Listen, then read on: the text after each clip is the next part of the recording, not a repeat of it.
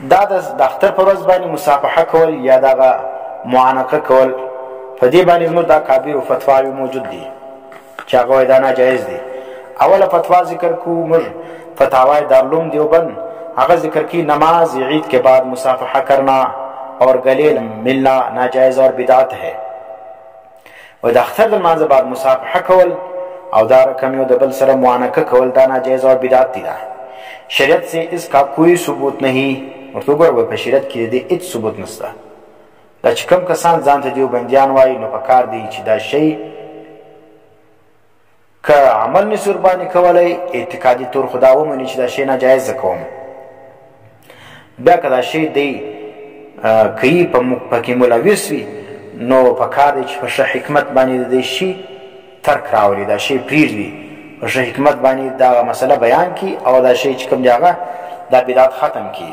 لیکن دا غلط کار دی چې ختموي هم نه، ځان ته دیوبندي هم وایي او بل طرف ته د دې بدعت دفاع هم کوي. نو بدعت دیوبند نه سرجمه کېدلی. ته که دیوبندي یې نو د علمای دیوبند دا فتوا موجود ده. نن هم تاسو وګورئ د دارالعلوم دیوبند پر ویب سایټ باندې دا فتوا اوس موجود ده. او زموږ د اکابرو په فتاواو کې کفایت المفتی دا رقم، احسن الفتاوا، آپ کے مسائل اور ان کا حل، او دا رقم نور چې زموږ د اکابر امداد الفتاوا، دا ټول فتاوا په دې شانو ډک دي چې لمانځه وروسته مصافحه کول دا چې دا بدعت ده. نو که څوک فتاواوې نه لري خو د دارالعلوم دیوبند ویب سایټ اوس هم موجود دی، پر هغه دې وګوري چې د اختر د لمانځه بعد مصافحه کول دا څه حکم لري. نو افسوس پر هغه چا باندې چې ځان ته دیوبندي هم وایي او بیا دفاع د بدعت هم کوي. ټیک دی، موږ وایو په معاشره کې کمزوریان ډېرې دي. موږ تاسو داسې معاشره کې اوسېږو چې هغه د بدعاتو څخه ډېر ډکه ده، ډېر بدعت پکې رایج دی.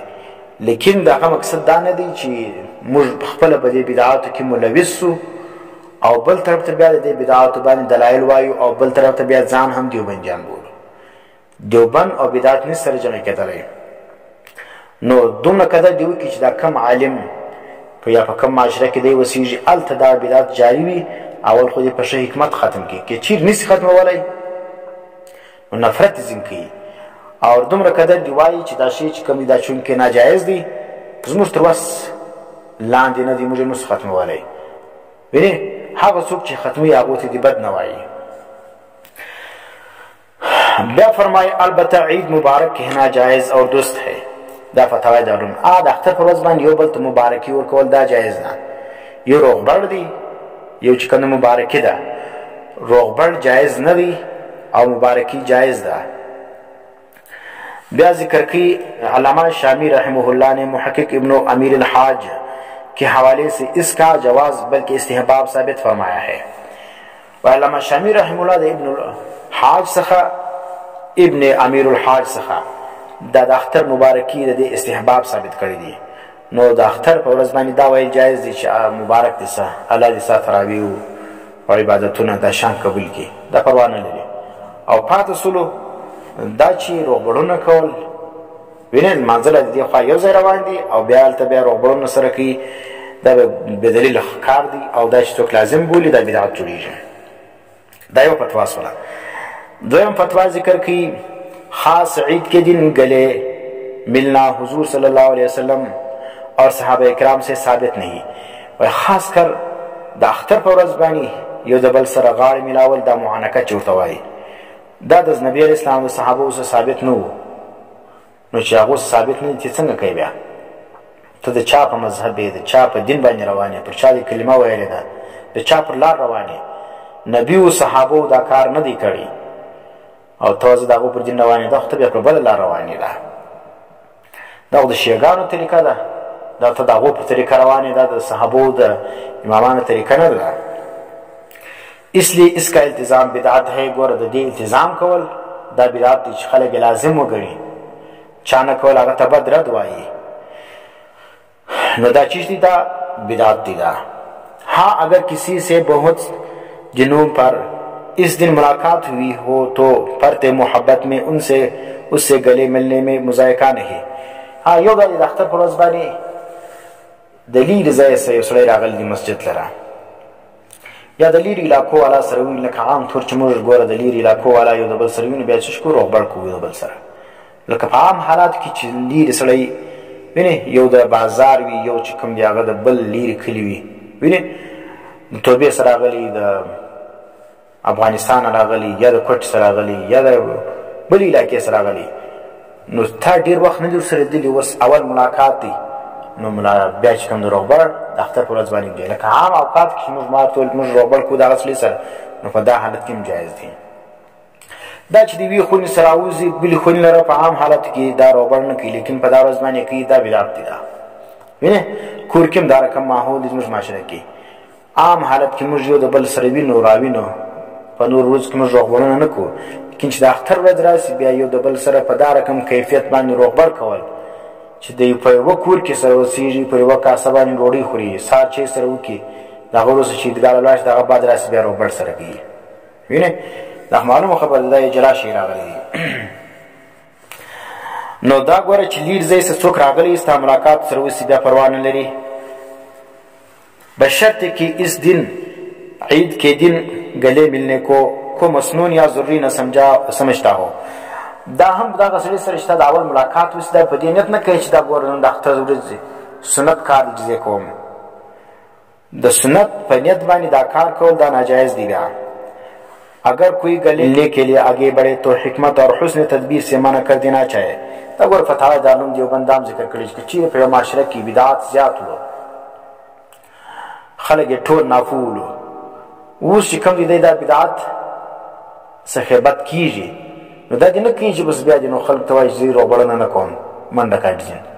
نه نه، چې څوک روغبړ سره کوي په ښه حکمت او په ښه تدبیر سره دا سړی منع کوي، ښه کار نه دی دا. نو به دا مسلمان چې کوم دی هغه په مسله هم سر خلاص شي او د دې بدعت څخه به نفرت هم وسي. لیکن د فتنې شکل نه پکې پیدا کوي، فتنه او فساد نه پکې جوړي. لکه چونکې عام طور زموږ علما چې کوم دی هغه څه کوي، هغه په ښه طریقه او په ښه تدبیر سره په ښه حکمت سره دا شی څه پکې ختموي. بل فتوا د عید کے احکام تفصیل سے کتب حدیث سے شروع حدیث کتب فقہ و فتاوا میں مذکور ہے. دا بل فتوا دارالعلوم دیوبند ده. و د اختر احکام چې کوم دي دا په فقہ په شروحات کې، د حدیث په شروحات کې دا ډېر په تفصیل سره ذکر شوی. خو پر اختر په موقع باندې گلے ملنے کا کہیں ثبوت نہیں. په یو کتاب کې د حدیثو، په یو کتاب کې د فقہ دا نه دی موجوده چې د اختر په ورځ باندې تاسو یو د بل سره معانقې کوي، مصافحې کوي. نه دا د اختر د سنتو څخه ده، نه د اختر د واجبات څخه ده. دا یو فقیر نوم د اختر د سنتو څخه شمار کړی دی، د اختر د واجبات څخه شمار کړی ده. نه حضرت نبی اکرم صلی اللہ علیہ وسلم اور جانثار صحابہ اکرام سے قولاً و عملاً اس کا ثبوت ملتا ہے. او دا رقم نه د نبی علیہ السلام څخه نه د صحابو څخه دغه قولاً او نه عملاً د دې مصافحې او د دې معانقې ثبوت شته. نیز معانقہ اور مصافحہ کا جمعہ کا احادیث مبارکہ میں تجویز ہے. وای د معانقې او د مصافحې چې کوم مواقع په حدیثو کې ذکر شوي دي، په هغې کې د اختر د ورځې ذکر نه دی موجوده. بینې مصافحه او معانقه چې کتابو ذکر کړی ده، په هغو کې دا شی نه ذکر کړی ده. وګوره ډېر تفصیلي بحث یې کړی دی، چا سره معانقه کېږي، په کومه طریقه باندې کېږي. د کتابو ګرد دا مسلې ذکر کړي دي، لیکن دا یې نه ده ذکر کړی چې د اختر په ورځ باندې تاسو مصافحې او معانقې کوي. دا یې نه ده ذکر کړی چې د لمانځه بعد یې کوي. پس معانقه و مصافحه اس موقع پر شریعت کا حکم نہیں. د اختر پر ورځ باندې د المنظور وروسته مصافحه یا معانقه کول دا د شریعت حکم نه دی، اسلیے درست نہیں. د دې وجې دغه مصافحه یا معانقه کول دا درست نه دی، دا صحیح کار نه دی.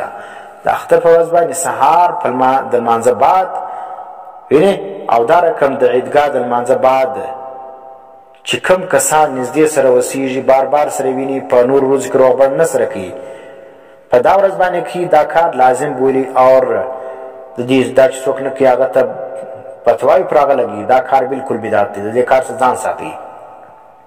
دا چې کوم کسان د علماء دیوبند سره تعلق لري، په کار چې هغه دې شي څخه ځان وساتي.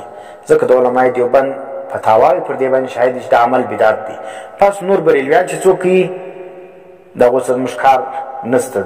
دا خبرې موږ هغه چاته کوو چې هغه د علمای دیوبند سره تعلق لري، هغه د هغو فتاوی پر سر او سترګو باندې مني، او هغه جیلي کسان جیلي دیوبندیان چې هغه ځان ته دیوبند نسبت کوي لیکن عملي طور ټول بریلویان وي، هغو سره زموږ دا تقریر یا دغه مسایل بیان موږ د هغو دپاره نه کوو، ځکه هغه خو اسمه د دیوبند نوم غلط استعمالوي.